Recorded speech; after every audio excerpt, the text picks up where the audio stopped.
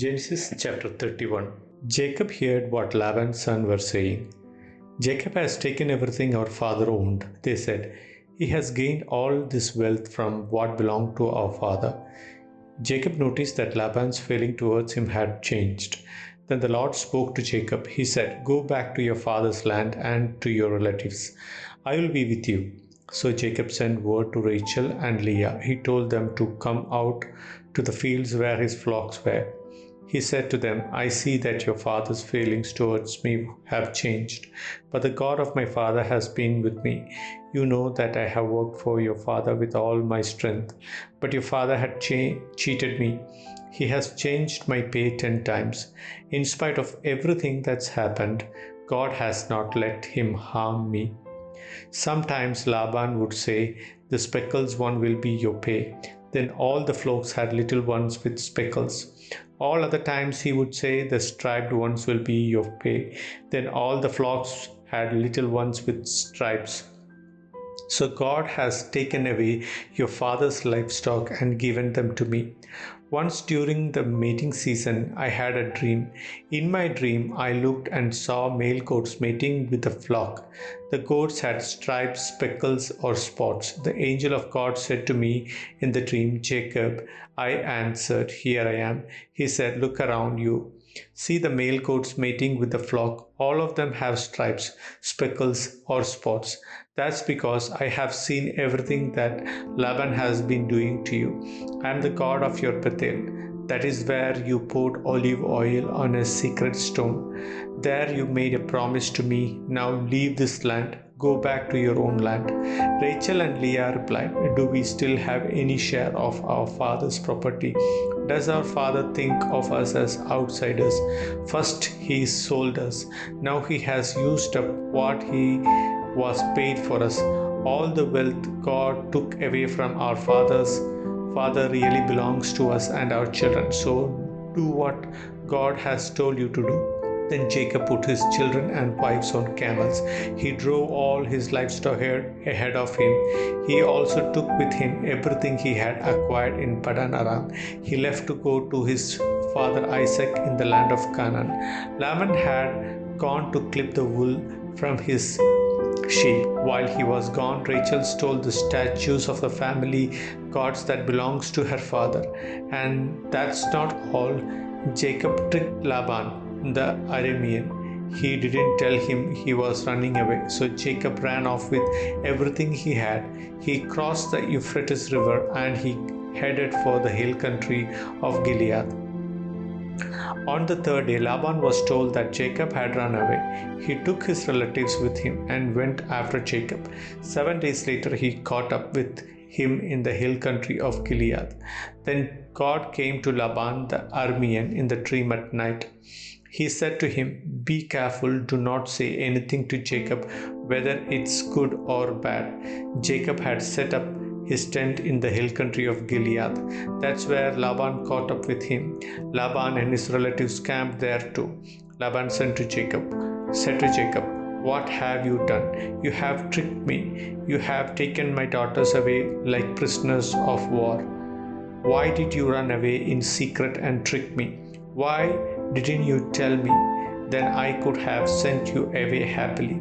We could have sung to the music of tambourines and harps. You didn't even let me kiss my grandchildren and my daughters goodbye. You have done a foolish thing. I have the power to harm you, but last night the God of your father spoke to me. He said, 'Be careful, do not say anything to Jacob, whether it's good or bad.' Now you see, now you have run away. You long to go back to your father's home. But why did you have to steal the statues of my gods?" Jacob answered Laban, "I was afraid. I thought you would take your daughters away from me by force.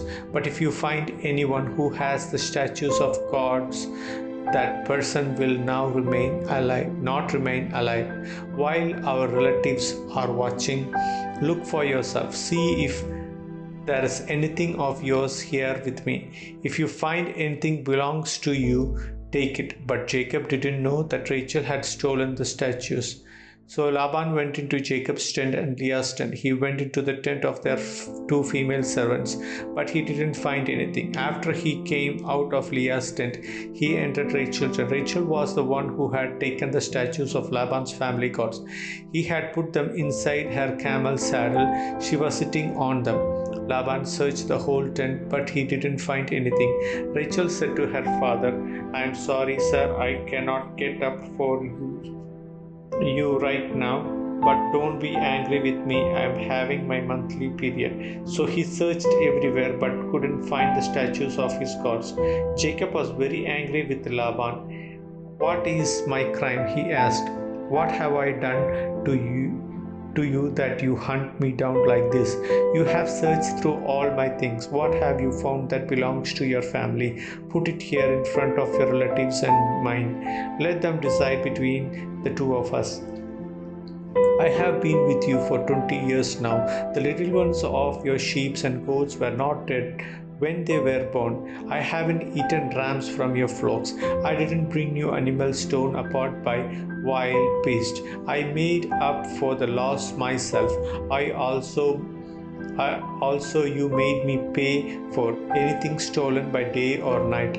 And what was my life like? The heat burned me in the daytime, and it was so cold at night that I froze. I couldn't sleep. That's what if it was like for the 20 years I was living with you.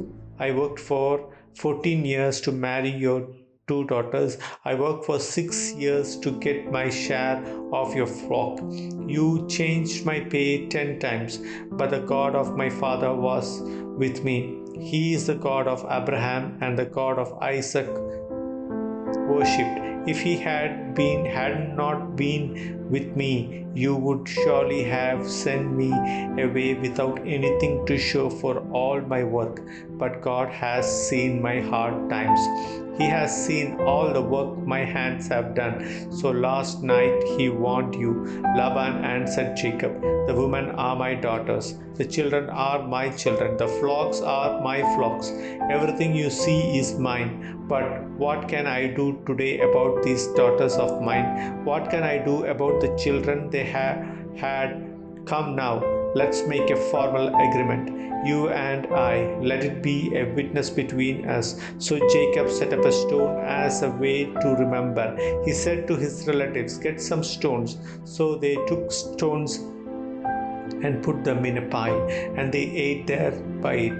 Laban named the pile the stones Jegar Sahabtuta. Jacob named it Galeed. Laban said, "This pile of stones is a witness between you and me today." That's why it was named Galeed. It was also called Mishpah. That's because Laban said, "May the Lord keep watching between you and me when we are away from each other. Don't treat my daughters badly. Don't get married to any women beside my daughters. There isn't anyone here to see what we are doing. But remember that God is a witness between you and me." Laban also said to Jacob, "Here is the pile of stones, and here is these stones I have set up. I have set them up between you and me. This pile is a witness, and this stone is a witness. They are witness that I won't go past this pile to harm you, and they are witness that you won't go past this pile and these stones to harm me. The God of Abraham and Nahor is also the God of their father. May their God decide which of us is right." So Jacob made a promise using the name of the God his father Isaac worshipped. He offered a sacrifice there in the hill country, and he invited his relatives to a meal. After they had eaten, they spent the night there. Early the next morning, Laban kissed his grandchildren and his daughters. He gave them his blessing. Then he left and returned home.